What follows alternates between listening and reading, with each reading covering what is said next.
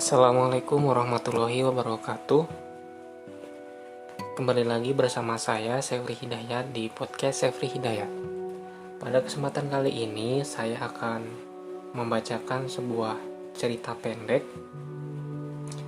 yang berjudul Gumam Batin Pengelana. Matahari bersenandung lirih di ujung petang, seirama dengan kicau burung yang mengantarkannya pulang. Dari balik jendela, sepasang mata coklat memandang khidmat ke arah sawah di belakang rumahnya. Nampak dari kejauhan sepasang petani berangkat pulang penuh riang menapaki pematang, membawa cangkul di pundak dan sang istri menenteng rantang. Tiba-tiba air matanya jatuh mengenai jari tengahnya. Lalu gadis itu memandang sebuah cincin rotan yang mengitari ruasnya. Dalam hati ia bertanya, air mata apa ini? Penyesalankah? Atau justru kebahagiaan? Perasaan dalam batinnya berperang. 20 tahun kemudian, seorang anak ditemukan tergeletak di emper gubuk tua milik seorang janda yang sudah renta. Semua orang biasa memanggilnya Emak Ambar. Saat itu, kira-kira usianya 50 tahunan. Tahun-tahun selanjutnya, Emak Ambar harus mengurus dan membesarkan anak malang itu tanpa tahu siapa orang tua aslinya. Maka dinamainya anak itu Chandra Kumara, yang berarti putra rembulan. Tahun-tahun berlalu, kini usianya sekitar 6 tahunan. Sudah selayaknya Kumara mengenyam bangku sekolah dasar seperti anak-anak pada umumnya. Namun, karena tidak ada satu sekolah pun di desa itu, sekalipun ada, jaraknya cukup jauh, yaitu di desa seberang. Terpaksalah Kumara tidak disekolahkan, dan juga karena memang sang nenek harus mengurusi ternak-ternaknya yang merupakan satu-satunya pondasi finansial yang dimiliki. Kendati tak mengenyam bangku sekolah, wanita penuh uban itu tak mau membiarkan anaknya tertinggal. Maka ia membelikan buku anak-anak di pasar. Walaupun buku yang dibelinya tak sama dengan standar sekolah, nyatanya Kumara berhasil menguasai baca, tulis, dan hitung kurang dari 1 tahun. Entah karena Kumara yang cerdas atau Emak Ambar yang mengajar dengan hebat. Waktu mereka belajar adalah pagi setelah mengurus ternak dan sore sebelum ke kandang. Namun, kadang saat ketika Emak Ambar mengurus ternak, ia pun akan mendongeng tentang segala hal yang ia ingat dari buku yang pernah dibacanya. Anak itu tumbuh gagah dengan badan kekar, berhidung mancung, dan berkulit langsat. Mungkin ia mewarisi orang tua yang tidak diketahuinya. Namun, anak-anak di sekitarnya enggan menemaninya bermain. Dan sekalipun ia memaksakan diri untuk bergaul, tetap saja anak-anak yang lain akan mengejeknya dengan serpaan anak buangan. Mungkin para orang tua sudah menamakan konotasi buruk tentang Emak Ambar dan Kumara kepada anaknya. Kendati tak punya teman sebaya, nyatanya neneklah yang selalu menjadi teman setia bermain. Kandang ternak selalu menjadi tempat istimewa untuk belajar dan bermain.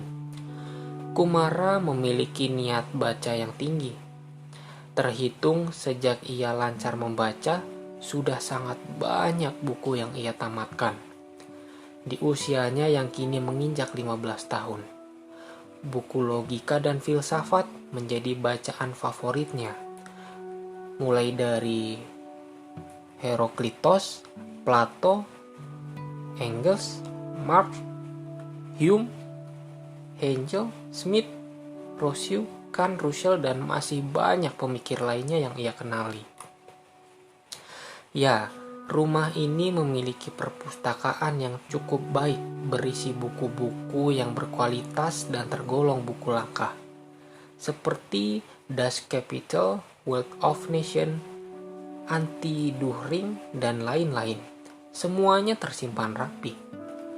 Suatu pagi, Kumara memberanikan diri untuk mengungkapkan pikiran yang mengganjal di batinnya.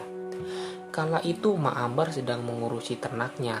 Dengan raut yang ragu, Kumara membulatkan tekad yang dikumpulkannya sejak ia melihat foto laki-laki brewok dengan rambut panjang di laci meja perpustakaan sebulan yang lalu.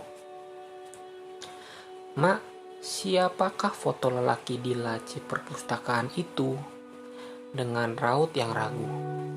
Mak Ambar yang sedang memberi pakan ayam sontak berbalik badan karena pertanyaan itu membuat hatinya tergugah. Pertanyaan itu membuat ia terdiam cukup lama. "Hari ini harus berani kuceritakan." Air mata mengalir membasahi kulit keriputnya. Dia adalah seorang pengembara sejati.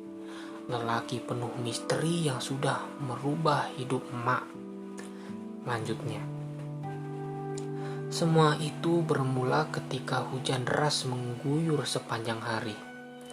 Nampak seorang lelaki berpawakan tinggi dengan rambut gondrong menggendong tas gunung sedang berteduh di emper rumah. Tatapan matanya yang tajam dan mempesona membuat aku terkagum padanya. "Mari masuk, di luar dingin," ajakku. Dingin hanya mampu menerobos kulit, tapi tidak dengan keyakinanku, jawabnya. Aku kesal dengan jawaban semacam itu. Lagi pula, semua lelaki di kota ini tergila-gila padaku, karena aku sering dipanggil untuk melayani mereka di ranjang empuknya. Tetapi lelaki ini malah menolakku. "Tapi niatmu baik, saya hargai niatmu," jawab lelaki brewok itu. Akhirnya obrolan panjang pun terjadi dan kami bertukar identitas. Namanya adalah Rangin Pancagara, seorang sarjana hukum yang sedang berkelana mengelilingi Nusantara untuk satu tujuan mulia, yaitu memberikan jasanya secara cuma-cuma pada daerah yang tidak mendapatkan hak yang sama dibanding dengan daerah yang lain, khususnya di bidang pembangunan sumber daya manusia. Lalu ia banyak bercerita tentang pengalaman-pengalamannya dalam menghadapi semua rintangan. Aku pun terkagum-kagum mendengarnya, sekaligus aku berani menaruh hati lebih dalam pada lelaki yang baru ku kenal ini. Apalagi setelah aku bercerita tentang masa lalu yang memaksa aku untuk hidup dengan pelacur seperti ini. Kesalahan itu fana, kecuali kita terus mempertahankannya. Jangan tutupi keberanianmu untuk berubah. Manusia dan tindakannya adalah dua hal yang berbeda. Kala itu menggugah hati bagaikan nasihat orang suci. Aku berani jika ada yang menuntunku ke arah itu. Penuntunmu adalah kebenaran. Kebenaran adalah nuranimu yang suci. Tapi nurani suciku mati. Aku hanyalah manusia tak beradab. Justru memakaimulah yang tak beradab, sebab orang yang beradab tidak dapat sepenuhnya memuaskan naluri seksual mereka tanpa cinta. Lalu apa yang kau cari dari pengalamanmu itu? Sama seperti hidupmu, yaitu mencari jati diri. Tapi cara setiap orang berbeda. Hatiku terus bergejolak ingin memilikinya, tapi tak seperti lelaki yang pernah aku setubuhi. Ini lebih kepada hati suci yang penuh dengan rasa cinta kasih. Apakah kau tak ingin hidup normal, mungkin seperti orang lain? Tanyaku lagi. Orang normal itu munafik. Mereka lebih gemar sembunyi di balik wajahnya.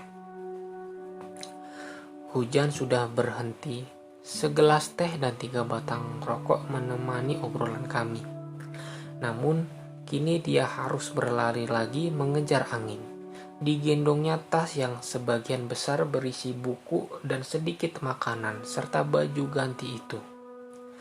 Kubukakan pintu tanpa kerelaan. Setelah ia berjalan sekitar 10 langkah, dengan berat hati kukatakan perasakan cintaku yang mendadak ini. Sudikah kau membantuku menjadi manusia seutuhnya? Teriakku. Lalu langkah itu berhenti dan berbalik ke arahku. Detak jantungku bagai seorang yang usai lari sprint. Jaraknya bertambah dekat lalu ia sibak rambut tusukku. Kau adalah satu-satunya wanita yang tak ingin hidup normal. Aku pun sama. Hidup harus penuh dengan konsekuensi.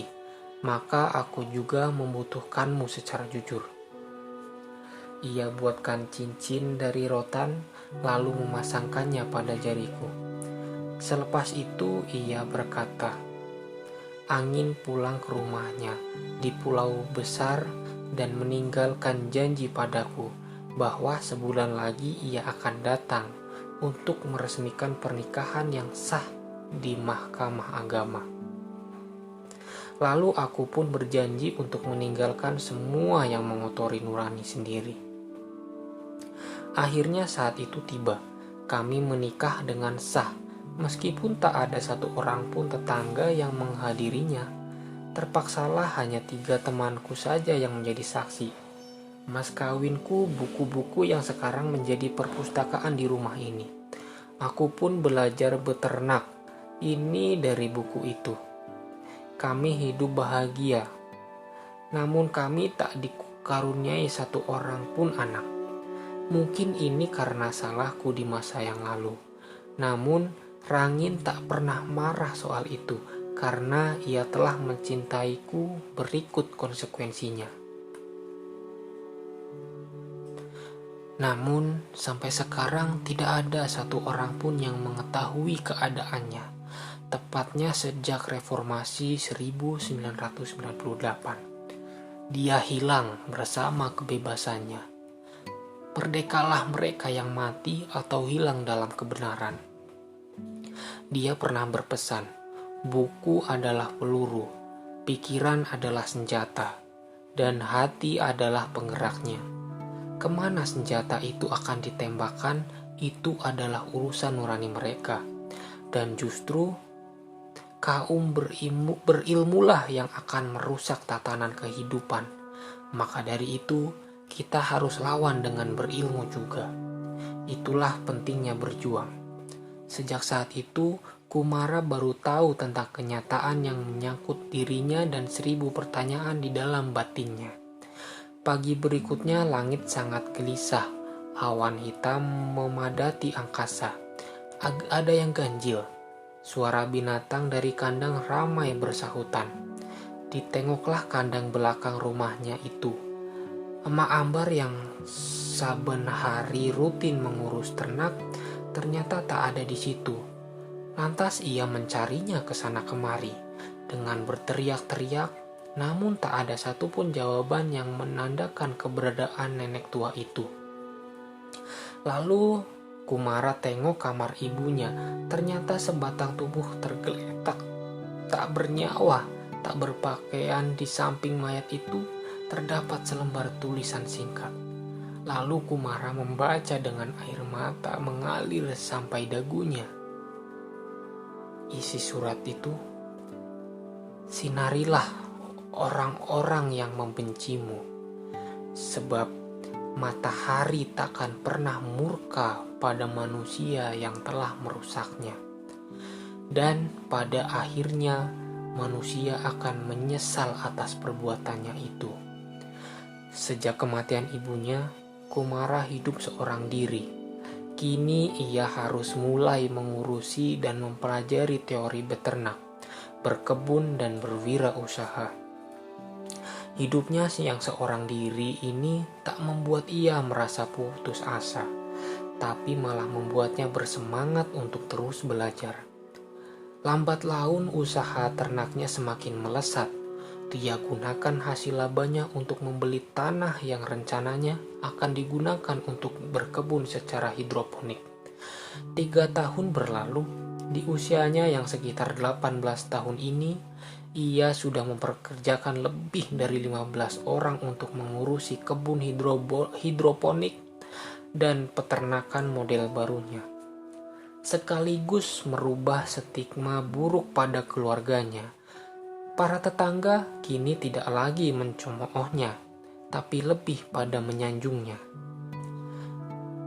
Kumara kumpulkan setengah dari penghasilannya untuk mendirikan sekolah di desa itu. Dan impian Kumara baru bisa terlaksana saat usianya menginjak 21 tahun. Kini usianya bertambah lapang dan dia menjadi pemuda yang disayangi masyarakat, sekaligus menjadi sandaran perekonomian bagi sebagian masyarakat desa. Selain guru yang ia datangkan dari kota, Kumara juga ikut mengajar di sekolah itu. Kekayaan dan pengaruh besarnya tidak membuat dia sombong atau membalaskan dendam terhadap masa lalunya, tapi malah membuat sifatnya tertata dengan bijak karena ia memegang perkataan Mahatma Gandhi. Bencilah dosa itu, bukan yang berbuat dosa. Sebuah karya Syahrul Bakhtiar. Terima kasih, sekian cerita pada episode kali ini. Semoga dapat menghibur dan juga dapat diambil hikmahnya. Sampai jumpa di podcast Efri Hidayat selanjutnya.